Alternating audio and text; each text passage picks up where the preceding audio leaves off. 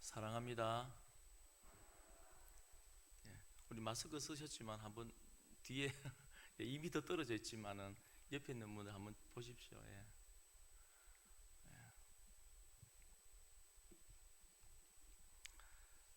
우리 함께 마음껏 웃고 마음껏 손잡고 마음껏 예배 드렸던 게 그 일상이 얼마나 큰 은혜였는가.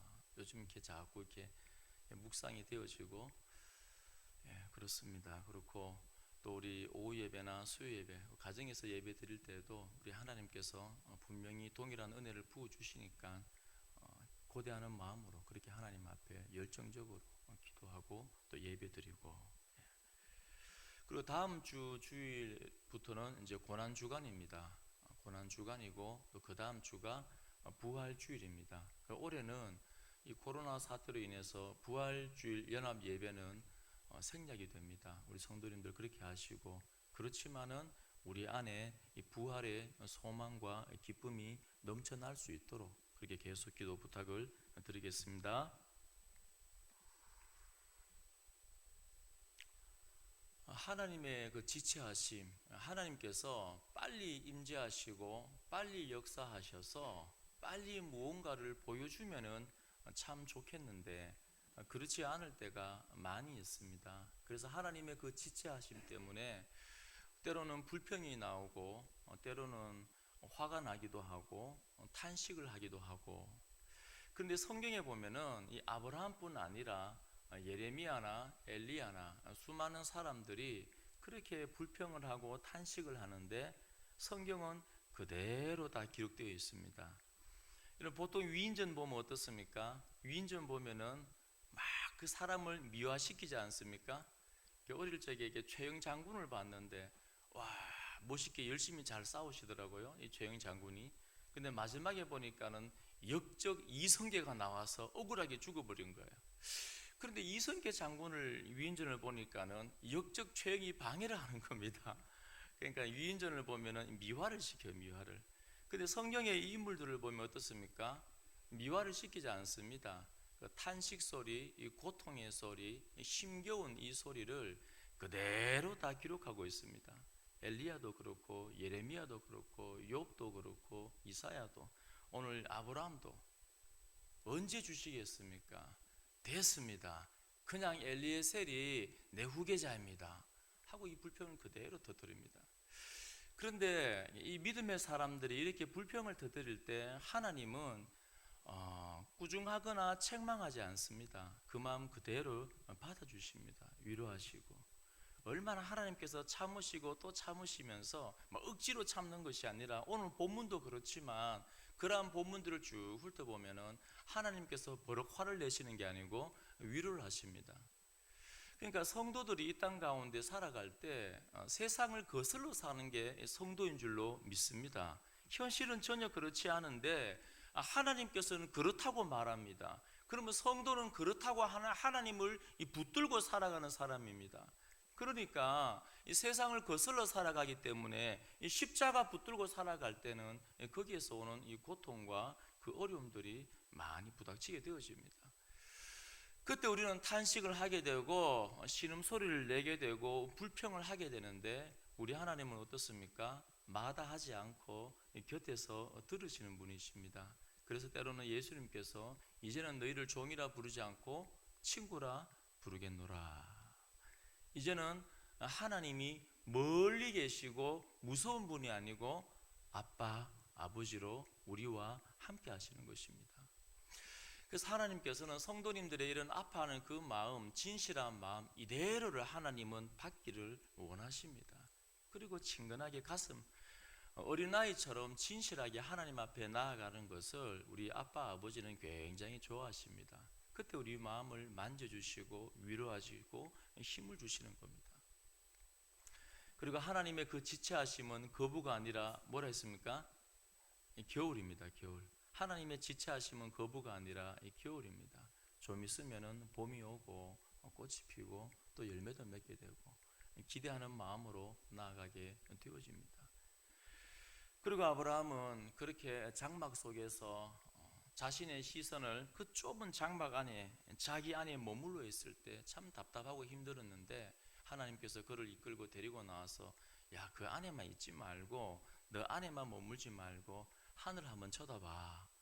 넓고 넓은 그 하늘을 보니까는 그 수많은 별들이 반짝반짝 빛나는데 이 많은 별들, 이렇게 많은 별들처럼 네 자손이 많아지게 될 거야. 그리고 믿음으로 의롭게 되어진다. 이렇게 말씀합니다. 이 진리는 성경 창세기에서 요한계시록까지 관통하는 진리입니다. 믿음으로 의롭게 되어진다. 그래서 갈라디아서나 수많은 성경에서 그대로 인용하고 있는 것입니다. 이 말 속에는 이 원리 속에는 어떤 의미가 있냐면은 사람은 죄인이기 때문에 자기 스스로 하나님이 원하시는 그 수준만큼 의를 획득할 수가 없는 겁니다. 그래서 내 스스로는 하나님의 의를 내가 칭의를 획득하여서 내 스스로 천국 가게 할 수 있는 그 능력이 내 안에는 없는 것입니다.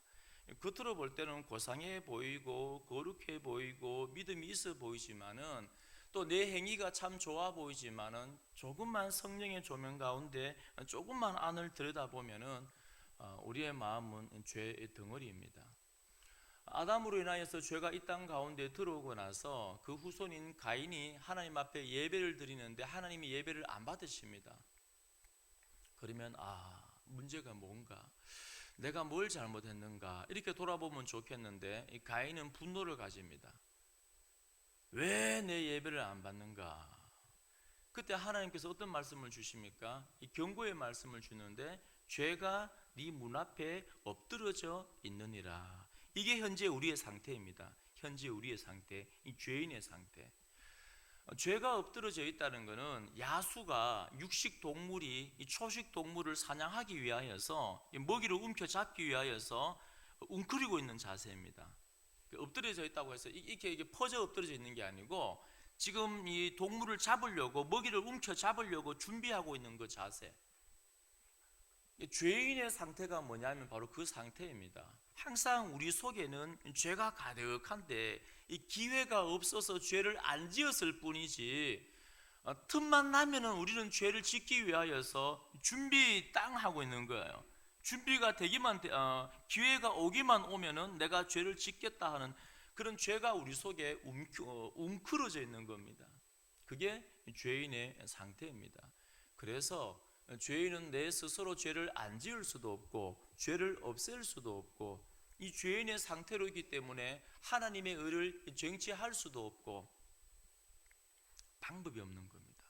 그런데 예수 그리스도 그 십자가 복음을, 그분이 나를 위해서 이 땅에 내려오신 그 사건을, 나를 위해서 죽으신 그 사건을, 나를 위해 죄의 덩어리가 되어서 그 죄의 짐을 다 짊어지고 죽으심의 그 사건을 믿고 그분의 피가 효험이 있기 때문에 그 죄의 덩어리가 깨끗하게 사해지고 그분의 부활하심, 죄 문제가 해결되어지고 다시 살아나신 그 사건을 믿고 그 사건이 내 사건임을 믿고 그분의 재림과 성천과 재림을 믿음을 통하여서 그 믿음을 통하여서 하나님의 그 의, 칭의를 우리가 받게 되는 줄로 믿습니다. 중요한 원리인 것입니다. 자, 이쯤 되었으면 이제 아브라함이 그 화를 좀 풀고 이제는 웃으면서 아이고 그랬군요 하나님 이러면 좋겠는데 오늘 본문에 보니까 이 아브라함이 아직까지 화가 덜 풀렸어요. 8절 보십시오. 그가 이르되 주 여호와여 내가 이 땅을 소유로 받을 것을 무엇으로 알리까? 아니 바로 앞전에 지금 하나님이 뭘 보여줬습니까? 하나님은 이 말씀을 가만히 보면은 이 교육의 대가입니다. 그냥 말로만 전하지 않고 어떻게 하십니까? 이 시청각 자료를 많이 이용합니다. 하나님이 창조하신 자연을 많이 이용하세요. 그 말로만 네 자손 많게 해줄게 라고 하지 않고 데리고 나와서 하늘을 한번 올려다봐. 그 초롱초롱 빛나는 그 한없이 많이 박혀있는 그 막 떨어질 것 같은 그 많은 별들이 네 자손이 이와 같을 것이야. 아니 그 말씀을 들었으면은 그 많은 자손들이 뭐 하늘을 날아다닙니까? 땅에는 어떻게 하겠습니까? 그 많은 자손들을 주면 땅을 주겠습니까? 안 주겠습니까? 주시겠죠. 아멘하고 받으면 되는데 이제는 땅 문서를 달라는 거예요. 내가 이 땅이 내 거 될 거 내가 어떻게 알겠습니까? 땅 문서 주세요. 더 확실하게 주세요. 이러는 겁니다. 아직 아브라함이 이 화가 덜 풀린 거예요. 그 13장에 보셔도 13장에는 롯이 떠나버립니다. 아브라함 마음이 얼마나 허전하겠습니까? 얼마나 마음이 허하고 고독하고 외롭고 두려움도 임하겠습니까? 그리고 자기 자신은 자꾸 늙어갑니다. 피부가 이게 주름살이 생기고 자꾸 늙어가고 자녀는 없고, 그러니까 하나님의 그 말씀을 듣기는 듣지만은 소망이 자꾸 사라져가는 겁니다. 그 13장에 보시면은 롯이 떠났을 때도 하나님께서 그 힘이 빠져있는 아브라함에게 찾아와서 야, 그러지 마, 밖에 나와봐, 동서남북을 한번 쳐다봐, 이 땅 다 너에게 줄게, 네 자손에게 다 줄게, 그렇게 말씀을 했던 겁니다. 그것도 모자라서 또 시청각 교육을 시킵니다. 너 가만히 앉아있지 말고 보는 걸로 끝내지 말고 종과 행으로 한번 걸어가봐. 그러니까 아브라함은 막 걸어다니면서 오늘은 동쪽, 내일은 서쪽, 다음 달에는 북쪽 막 걸어다니면서 와, 이 땅을 주신대, 하나님이 이 땅을 주신대. 그러면 이제는 하나님 앞에 아멘 하고 받으면 좋은데 아브라함이 어떻게 반응합니까? 이 땅을 소유로 받을 것을 내가 무엇으로 알겠습니까? 이 증서를 주세요. 더 확실한 증거를 보여주세요. 이렇게 말씀하는 겁니다. 그런데 하나님은 어떻습니까? 그래도 하나님은 버럭 화를 내지 않으시고 하나님은 항상 우리 수준에 맞추십니다. 우리의 삶도 한번 돌아보십시오. 믿음이 연약할 때 하나님은 큰 걸 원하지 않습니다. 낮고 낮은 모습으로 내려오셔서 우리 수준을 내려오셔서 천천히 하나씩 가르쳐 주시는 거예요.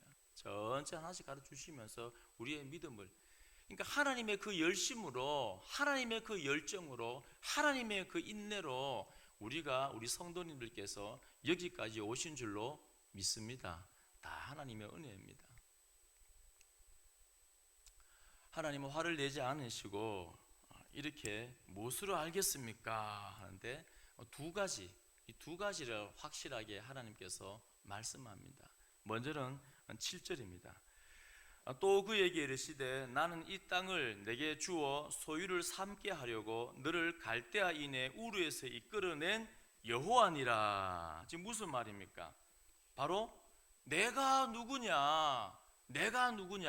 자, 이렇게 불신 가운데 있을 때 하나님께서 뭘 하냐면 첫 번째로 자기 자신을 소개하는 겁니다. 우리는 종종 하나님을 잊어버립니다. 머리로는 잘 아는데, 어릴 적부터 들어와서 머리로는 하나님이 어떤 분인가 아는데 시간이 지나면 지날수록 그 하나님을, 전지전능하신 하나님, 능력의 하나님, 나를 구원할 수 있는 그 하나님을 자꾸 잊어버리는 겁니다. 그 하나님을 잊어버리니까 머리로는 아는데 가슴으로 아는 그 알미 안 되어지니까는 불평이 생기는 거예요. 불신이 일어나는 겁니다. 그래서 7절에 하나님께서 뭐라고 말씀하냐면 자기를 소개합니다. 야, 아브라함아, 내가 누구냐? 이 땅을 내게 주려고 그 뭐라면 우르에서부터 너가 어떤 존재였느냐? 우상 숭배자의 아들로 태어나 우상을 만들다가 평생 그 우상 가운데 멸망당할 게 너였는데, 그런 너에게 이 땅을 내게 주려고 우르에서부터 너를 이끌어내서 여기까지 오게 한 바로 그 여호와가 내다 하고 말씀하시는 거예요. 이거 자주 우리는 잊어버리는 겁니다. 신앙의 발길이 무거워지고 하나님의 임재가 느껴지지 않을 때가 종종 있습니다.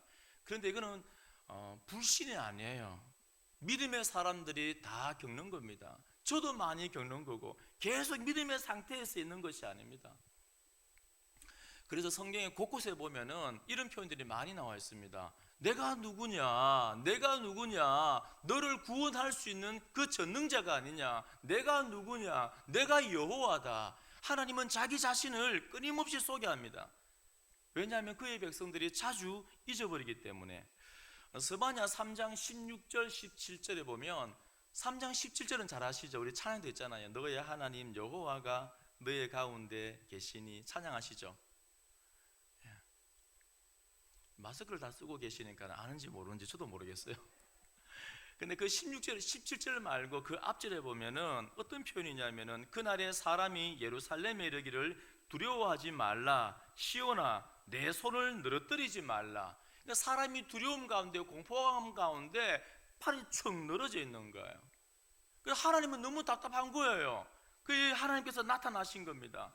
그리고 말씀하시는 거예요. 내가 누구냐, 내가 누구냐, 네가 왜 손을 늘어뜨리고 있느냐, 왜 힘이 빠져 있느냐. 너의 하나님 여호와, 너의 하나님 그 여호와, 홍해에서 너의 선조들을 이끌어낸 그 전능한 여호와가 너의 가운데 계시니 그는 구원을 베푸실 전능자이시라 하고 자신을 소개하는 겁니다.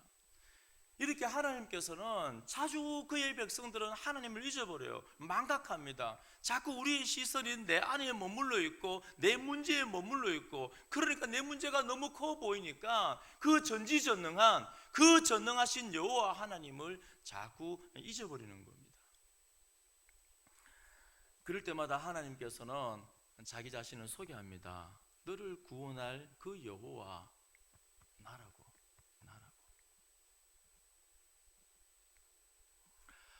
우리 성도님들은 늘 하나님께서 자기 자신을 소개하는 그 음성을 들으시는 믿음의 사람 되시기를 소망합니다.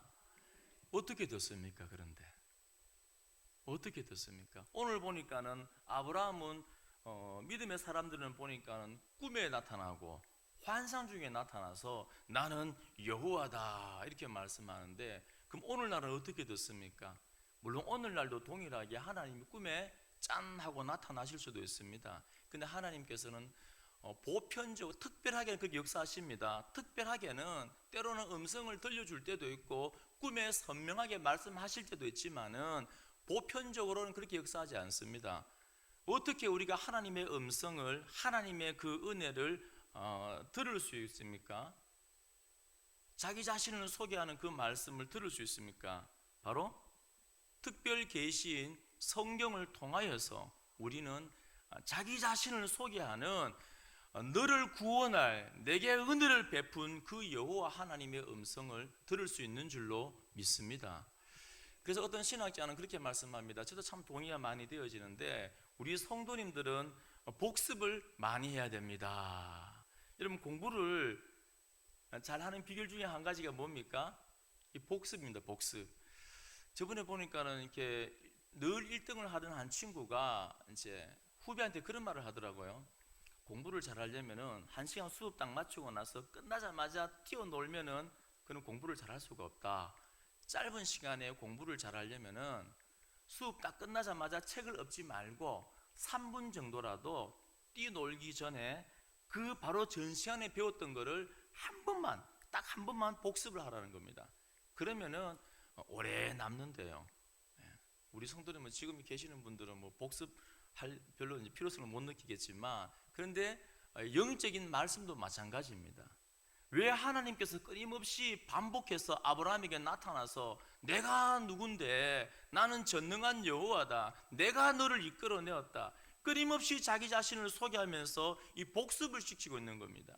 그러니까 하나님이 누구이신가, 내가 네게 얼마나 은혜를 베풀었는가, 우르에서부터 이까지 너를 이끌어내었고, 우르에서부터 너가 끊임없이 불순종하고 나를 믿지 않고 애굽에 내려갔고, 그렇게 너는 멀리 떠났지만 내가 너에게 얼마나 은혜를 베풀었는가. 그러니까 전능하신 여호와 하나님을, 그 음성을 들으면서 계속해서 복습을 시키는 거야. 하나님이 어떤 분인가. 우리도 마찬가지입니다. 우리 마음이 무뎌질 때, 우리 힘이 없어질 때 어떻게 우리가 또 새 힘을 얻습니까? 영적으로 계속해서 복습하세요. 복습을.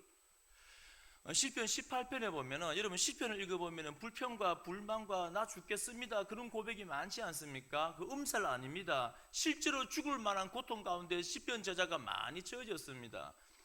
18편에 보면 다윗은 뭐라고 고백합니까? 주는 나의 반석, 나의 요새, 나의 방패, 나의 쉼, 나의 능력, 나의 구원이시라. 그렇기 때문에 앞으로도 하나님께서 나를 지켜주실 것입니다. 이 위기 가운데도 지켜주실 것입니다. 이 고백을 드립니다. 그 고백이 어디서 나왔냐면, 지금 현실은 지금 적들이 나를 둘러싸고 있고 나를 죽이려고 하고 있지만, 지금 현실은 너무너무 두렵지만은 이 복습을 하는 겁니다. 내가 과거에 목자 생활할 때, 목동 생활할 때 사자들이 쳐들어오고 막 이만한 곰이 막 와서 나를 죽이려고 하고 양떼들을 물고 갈 때, 그때 하나님께서 내게 용기를 주어서 막대기 들고 쫓아가서 곰의 수염을 잡고 사자의 수염을 잡고 싸울 수 있는 용기를 주시고 힘을 주시고 나를 구원하셨는데, 그 복습을 통하여서 그 구원의 전능자 그 하나님이 지금도 내 하나님이고 지금도 나를 구원하시는 분이시다, 확실한 말씀을 붙들고 있는 거예요. 우리는 성경을 통하여서 끊임없이 영적인 이 복습을 하셔야 됩니다. 하나님께서 내가 누구인데 내가 너에게 은혜를 베풀었고 내가 너를 이끌어낸 전능한 여호와인데 내가 네게 구원을 주었는데 앞으로도 너에게 구원을 줄 것인데 하는 그 자기 자신을 소개하고 내게 은혜를 베풀어 주신 그 하나님을 우리는 끊임없이 말씀을 통하여, 특별 계신 이 살아있는 생명의 말씀을 통하여서 경험해야 될 줄로 믿습니다. 그럴 때 우리는 넘어지지 않는 겁니다. 힘을 얻는 거예요.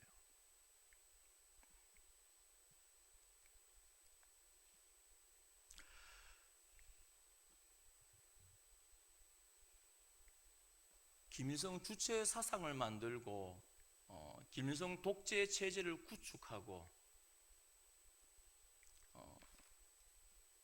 북한 노동당의 서기로서 활약하다가 망명한 황장엽 선생님을 아시죠? 그분은 그러더라고요. 대한민국에 내려왔는데 민족주의의 이 가면을 쓰고 미군을 철수해라, 미군과 일본 관계를 단절시키고 이것이 마치 애국운동인 양 하는 그 간첩이 우리나라에 5만 명 있답니다. 5만 명. 저는 어릴 적 이런 생각했습니다. 간첩이 우리나라에 오면은 하루 이틀은 몰라도 며칠 살다 보면은 북한하고 우리나라하고 삶의 질이 너무 다른데 왜 전향하지 않을까, 그런 생각을 종종 한 적이 있습니다. 그런데 신천지도 마찬가지예요. 신천지도 여러 종류가 있는데 고정 간첩처럼 교회 속에 깊숙이 들어와서 10년이고 20년이고 지나서 중직자까지 되는 분들이 있습니다. 그 역할이 틀려요. 그런 신천지들은 이게 추수꾼 신천지들에게 정보를 다 줍니다. 목사님이 이런 약점이 있고 이런 소문이 들리더라. 이 사람은 이런 강점이 있고 이런 약점이 있더라.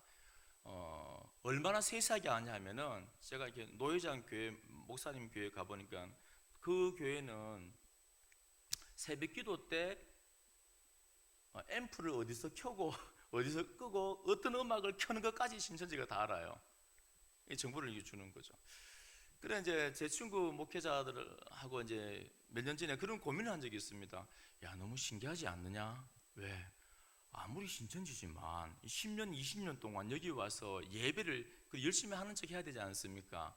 말씀을 많이 듣고 예배를 드리면은 사람이 변해야 되는데 왜 변하지 않는 걸까? 왜 변하지 않는 걸까? 이 고민을 많이 한 거예요.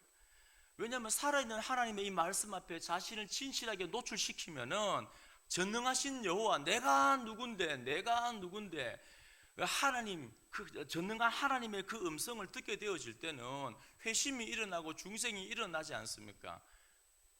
근데 제가 몇 년 전에 그 이유를 알았습니다. 제가 이게 섬기는 청년부에, 진안교회 청년부에 신천지가 당연히, 우리 고령에는 별로 신천지가 많이는 없습니다. 한 30-40명 정도 있는데 대부분 대구에서 활동하기 때문에 교회 내에는 없어요. 거의 없습니다. 없고. 근데 이제 보니까는 그 신천지 청년이 어떻게 예배를 드리냐면 훈련을 그래 받는답니다. 예배 시간에 말씀을 안 듣도록 훈련을 받아요. 그러니까 10년, 20년 교회 다녀도 말씀 앞에 진실하게 자기를 노출을 안 시키는 거예요. 그래서 말씀을 선포하는 시간에 뭐 하고 있냐면 옆에 사람하고 잡담합니다. 막 웃으면서 얘기하고, 아니면은 딴 생각하기 위해서 자기 글로 뭔가 적어요.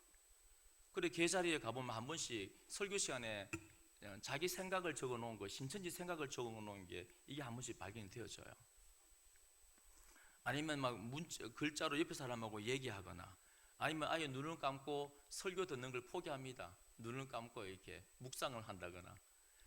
그러니까 하나님의 그 말씀 앞에 하나님이 내가 누군데 하는 자신을 그 말씀 앞에 자기 자신을 노출시키고 그 전능한 말씀 앞에 직면해야 되는데 그게 안 되는 겁니다. 그러니까 10년이고 20년을 교회 다녀도 그 강한 자가 말씀을 거부하고 그 강한 자로 의도적으로 말씀을 듣지 않기 때문에 10년이고 20년이고 지나도 사람이 안 변하는 거예요.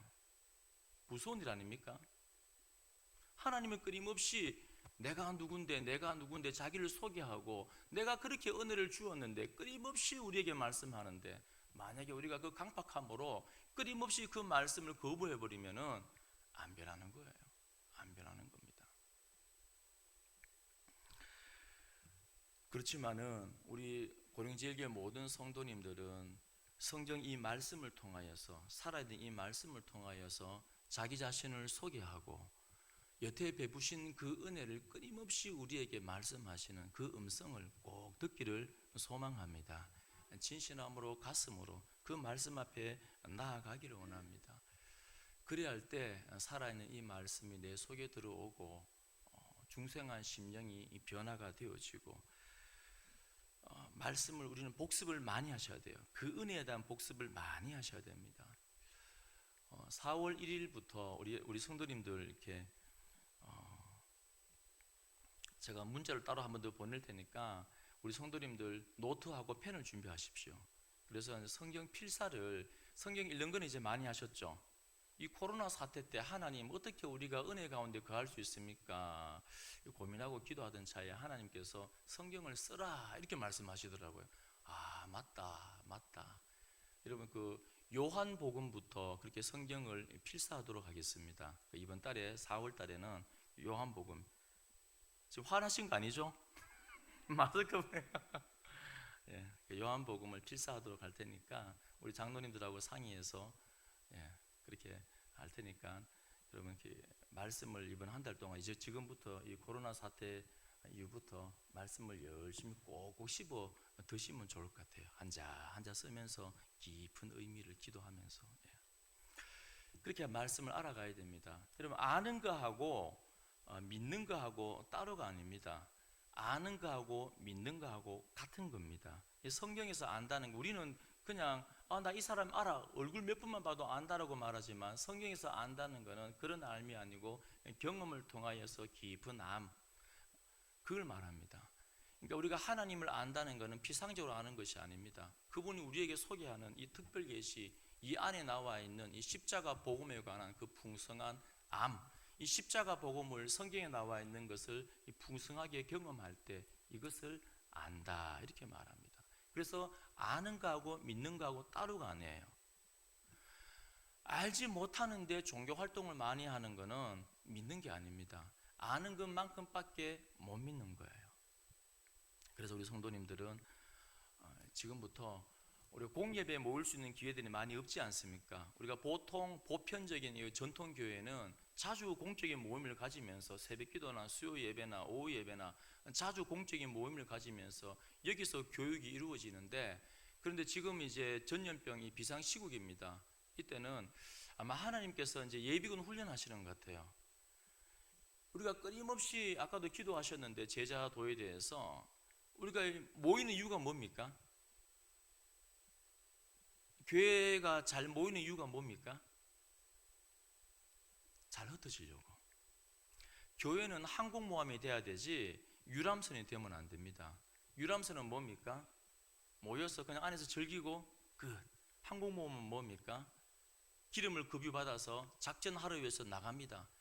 그리고 나서 열심히 싸우고 들어와서 또 기름을 공급받습니다. 또 나가는 거예요. 교회는 유람선이 아니고 항공모함입니다. 하나님께서 이번에 특별하게 한국교회를 훈련시키는 것 같습니다. 여태까지 모이는 훈련을 많이 했는데, 자, 이제 모이는 훈련을 몇십 년 했는데 이제 각자의 처소에서, 직장에서, 가정에서 흩어져서 얼마나 경건의 훈련을 하나님 앞에서 잘하고 있으며, 얼마나 이 제자도 십자가 붙들고 정인의 삶을 잘 살고 있고 얼마나 예배를 잘 드리고 있는가. 그렇게 이제 하나님께서 이렇게 예비군 훈련하시는 것 같습니다. 여러분들 각자의 처소에서 하나님의 이 말씀, 이 특별 계시를 통하여 하나님에 대해서 더 풍성히 알고 하나님의 구원을 더 풍성히 경험하고,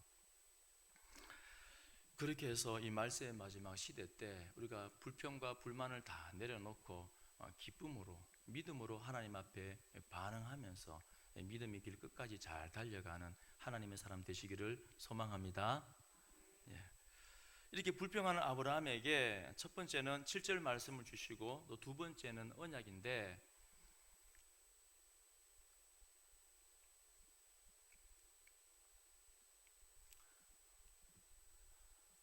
하나님께서 아브라함에게 말합니다. 이런 짐승들을 가져오너라, 그리고 쪼개어라 말씀합니다. 그리고 오늘 밤에 갑자기 화로가 나고 횃불이 어디서 나오는지 모르겠는데 그 허공 한가운데서 아주 막 활활 타오르는 횃불이 나오는 겁니다. 그리고 그 쪼개어진 짐승 사이로 지나가는 거예요. 바로 언약을 맺는 겁니다. 그러니까 아브라함이 아직까지 그 불편한 마음을 갖고 있으니까 하나님께서 뭐 하시겠냐 하면은 언약을 맺어 주시는 겁니다. 언약을 맺어 주시는데, 여러분 잘 보셔야 돼요. 저는 이 말씀을 묵상할 때마다 너무너무 송구하고 황송하고 하나님께 죄송한 게, 보통 왕은 밑에 사람들하고 언약을 맺을 때는 말 한마디면 끝납니다. 이 당시에는 명예 사상이 있기 때문에 왕이 내가 너에게 이렇게 해주겠다 그럼 끝나는 거예요. 거기서 토를 달고 내가 어떻게 알겠습니까? 있을 수 없는 일입니다. 그런데 오늘 이 짐승을 쪼개고 찢어서 피가 철철 나고 죽어버린 그 짐승 사이로 언약의 당사자가 지나가는 것은 동등한 관계였을 때, 약속, 이걸 계약이라고 말합니다. 계약. 아주 무서운 계약이에요. 너하고 나 사이에 이 동등하는 걸 말합니다. 그 너하고 나 사이에 만약에 약속을 어겨버리면은 이 찢어져 죽어버린 이 짐승처럼 죽게 될 것이다 하는 그 무서운 엄포가 그 안에 들어가 있는 거예요.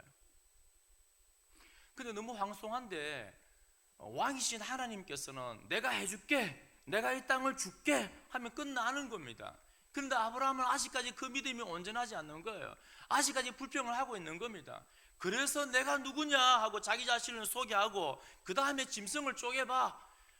거대한 불이 나와서 그 사이로 지나가면서 언약을 맺으시는 것은 우주 만물 가운데 충만한 그분이, 하늘 높은 곳에 있는 그분이 아브라함에게 믿음을 주기 위해서, 우리들에게 믿음을 주기 위해서 낮고 낮은 모습으로 내려오셔서, 비참한 모습으로 내려오셔서 동등한 관계에서.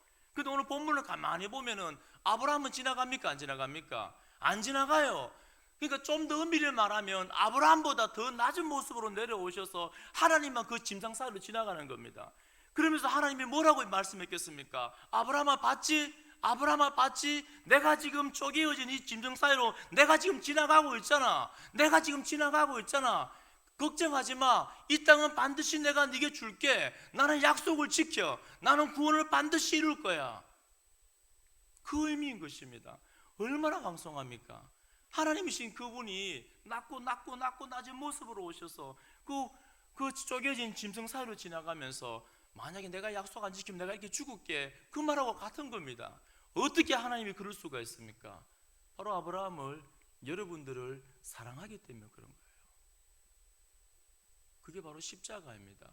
어떻게 가능합니까? 우주 만물에 충만한 그분이 여러분들을 사랑하기 때문에 우리들을 구원하기 위해서 낮고 낮은 모습으로, 사람의 모습으로 오셨고, 그 사람 중에서도 죄인의 모습으로, 강도의 모습으로 죄의 덩어리가 되어서 채찍에 맞고 피투성이가 되어서 비참하게 죄인의 모습으로 죽는 거예요. 그러면서 말씀하는 겁니다. 봤지? 내가 이렇게 언약을 맺잖아. 이 십자가의 언약을 통하여 너는 반드시 구원받을 거야. 그렇게 말씀하시는 겁니다. 그게 하나님의 복음입니다. 복음. 오늘 이 불평하는 아브라함에게 나타나서 하나님은 자기를 소개합니다. 그 은혜를 알게 하고 내가 이끌어낸 여호와다, 그 은혜를 복습하게 합니다. 그리고 그 아브라함이 보는 앞에서 쪼개어진 짐승 사이로 지나가면서 언약을 맺습니다. 걱정하지 마. 내가 지금 언약 맺고 있잖아. 내가 쪼개어진 짐승 사이로 지나가고 있잖아. 동일합니다. 하나님께서 우리에게 믿음을 주시기 위해서 끊임없이 말씀을 통하여 자기를 드러내십니다. 끊임없이 자기를 드러내고 우리에게 은혜 베푼 것을 드러내십니다. 그리고 십자가에서 낮고 낮은 모습으로 오셔서 십자가의 죽으심을 통하여 우리와 언약을 맺으시는 겁니다. 이 십자가 복음 은혜를 통하여 이 언약을 통하여서 우리가 저 천국까지 안전하게 가는 줄로 믿습니다. 그래서 한 주간도 이 하나님 바라보면서 이 하나님의 은혜를 생각하면서 그렇게 행복하게 살아가는 우리 믿음의 사람들 다 되어지기를 소망합니다. 우리 다 함께 일어나 찬송가